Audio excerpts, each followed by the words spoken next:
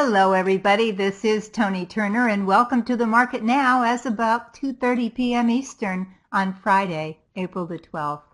Well, the S&P 500 crossed the 2,900 mark for the first time since early October, and it did that today. It was boosted by a jump in Walt Disney shares and as bank stocks surged after strong results from J.P. Morgan. Shares of J.P. Morgan Chase, the largest U.S. bank by assets, rose 3.83% after the company beat quarterly profit estimates, easing fears that slowing economic growth could weigh on its results. And on that good news, let's go on and look at three charts that could give us some insight into the week to come. First of all, as we always do, we're going to look at a daily chart of the S&P 500 SPDR, symbol SPY. This is the ETF that closely follows our benchmark S&P 500 index. Now, in remembering back to December, and I think we all do, we know that the SPY fell pretty dramatically down to Christmas Eve, the close at Christmas Eve day, down to about 234, then rallied back very nicely, we can draw several uptrend lines here, but we'll take this one for now. At any rate, coming back today, and when I captured this chart around 2:30 p.m., the SPY was trading at $290.02, or about 2,900 on the S&P 500 itself. Now, it is within kissing distance, actually, of its all-time high that was touched back here in September 20th at $293.58.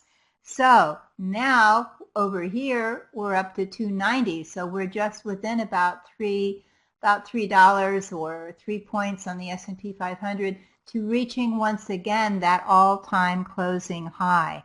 Now, we will see in the coming 3 weeks if first quarter earnings can do a little better than most people are predicting. We'll see if this earnings season can jettison the benchmark up and over the 294 level. We'll call that back here. Can it jettison it back over that line? Or will the earnings season cause the SPY, the broad index, to maybe move back and forth in a range and absorb some of the supply that may come on board due to the earnings season? And of course, a lot of the large cap companies that announce do have the ability to move the S&P 500, and certainly the next index we're going to talk about, the NASDAQ 100. What we do have here and what we do know is support, potential price support, sits at 285. It also sits at about 278 right here. Of course, we'll always keep an eye on the green line, the 50-day moving average, as that can be a very important line. And we have more support down here currently at the 200-day moving average, which is coming in at 275.94. So a little bit more here, we could say at 272, 273. So lots of potential areas here for buyers to come in. And for right now, we can say we're in good shape, but as always, and especially when indexes are reaching prior highs, there can be some resistance there. So it's always a good idea to keep protective stops on your positions. You don't want to give back the money you've made because this has been a great year. Okay, now on to our next chart. We're going to look at a chart, as we do sometimes, of the Invesco QQQ. Now, the QQQ represents the NASDAQ 100. It's a very important index in the stock market. Please know that with me, the top 5 holdings of the QQQ are Apple, Microsoft, Amazon, Facebook, and Alphabet. And we could have probably guessed that. Together, they represent 43% of the fund's holdings. That's a pretty big chunk. Now, the QQQ made a closing high back here on August 29th at $186.74. When I captured this chart today, the QQQ was trading at $185.77. So we're literally $1 point away here from touching that all-time high again that was set back in August. So as you can see, the Qs are trading at quite a premium to its 50-day, its 20-day, its 50-day, and its 200-day moving average. On the RSI here, the QQQ is overbought. It is trading at 71 on the RSI. When the RSI is at 71, the line we watch is, does it get over 70? And it has gotten just a little bit over 70, so we definitely want to keep an eye on it. As well, the MACD here is just, the MACD is kind of napping, but still happy moving along here up above its zero line, so that's a good thing.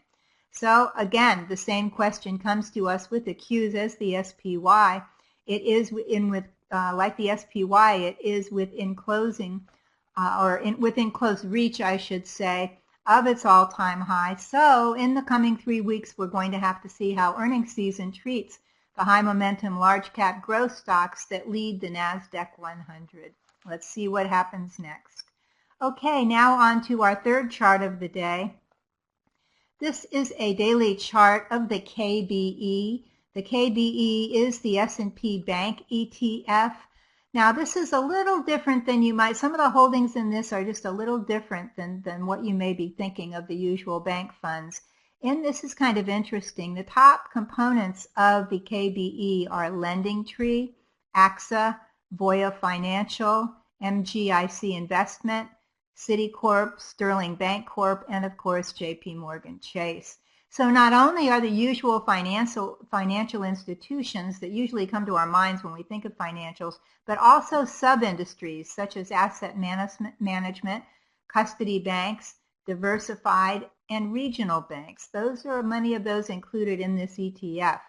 Now, you can't see on this screen, but the KBE made an all-time high on March 2018 of $51.86. So I just want you to keep that in mind. Now, when I captured this chart today, the KBE was trading at $44.56, just 10 cents underneath its 200-day moving average. So as you can see with everybody else, it came down in December, made a very nice orderly V-shaped recovery back up, did fall pretty hard here the end of March, and then has rallied back up so far, now back above its 20 and 50-day moving average, and just beneath, again, just beneath its 200-day moving average, which is coming in at $44.66. So, and that could cause resistance here. So I'm keeping my hands off the keyboard today, or my mittens off the keyboard, as I like to say. But in the coming week, I'm going to keep an eye on the KBE. If it can push above 44.66, say up to 45, I may add and hold over that, close above it. I may add a small position to my portfolio, and then I may add additional shares. I'm going to scale in if I do this. Then I will add additional shares over this prior resistance here at 46. So if it can climb above 46, I will add to the position up here depending on what's going on in the market, and potentially maybe it can continue moving higher back up toward 48. We will have to see. Now my initial protective stop is going to be down here at $42.70, and then if the trade does well and if the KBE moves higher, I'll move it into a trailing stop. So you might want to keep an eye on the KBE in the coming week.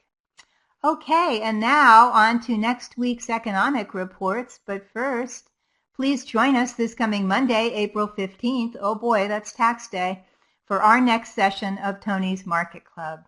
If you're not sure how you can make money in the market right now, please let us help. During the session, we talk about which side of the market to trade, have a mini trading lesson, and I give you stocks and ETFs that may become ripe for high potential trades. Can't attend the live session? Not a problem. The recording is available to all of our members just a few minutes after the session ends. This is a low-priced, high-value opportunity to learn how to trade more successfully in the market and how to make more money. So please join us. For more information, go to the link on this screen or click on the button below. And now on to the week's economic reports, but before we start, please remember we are now officially in the first quarter earnings season, and that could give us a little bit of a bumpy ride for the next 2 to 3 weeks. So hundreds and hundreds of companies will be announcing each day, and depending on their size and strength, they can push the market around pretty well. For economic reports, on Monday we have the Empire State Manufacturing. Tuesday we have retail sales. Wednesday we have housing starts, building permits, our usual crude inventories, and the Fed's Beige Book. Thursday we have the Philly Fed, our usual jobless claims, and our usual nat gas inventories. Not much going on economic report-wise on Friday. Again, join us for Tony's Market Club this coming Monday. Don't miss out on this terrific opportunity to raise your trading skills and your trading profits. Until next week, keep green on your screen. I'm Toni Turner, and this is The Market Now.